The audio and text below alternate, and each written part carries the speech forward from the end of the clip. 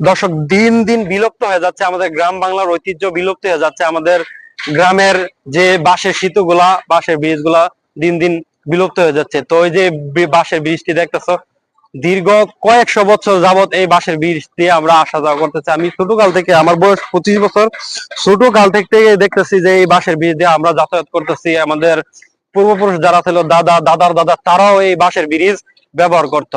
তো বিলুপ্ত হওয়ার আর বেশি দিন নাই। এই বছরটা এই বাঁশের ব্রিজটা থাকবে, সামনের বছর আমাদের এই বাঁশের ব্রিজটা বিলুপ্ত হয়ে যাবে, আর দেখতে পাবো না। এত বড়, মানে আমার দেখা বাংলাদেশের মধ্যে সবচেয়ে বড় বাঁশের ব্রিজ হয়েছে এই ব্রিজটা। ভালো করে দেখাও ব্রিজটা, ভালো করে দেখাও।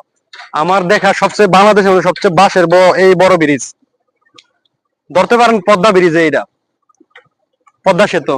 তো এই ব্রিজের পাশাপাশি বিশাল বড় একটা সেতু তৈরি হচ্ছে, আমাদের সরকার দিচ্ছে। দেখাও পুরোটা সেতু দেখাও। তো আর আর মাত্র এক বছর পরে আমাদের এই বাঁশের সেতুটা বিলুপ্ত হয়ে যাবে। তো খুব মিস করবো। আমাদের পরবর্তী জেনারেশন এইসব সেতু দেখতে পাইবে কিনা, আর কই থেকে দেখবে?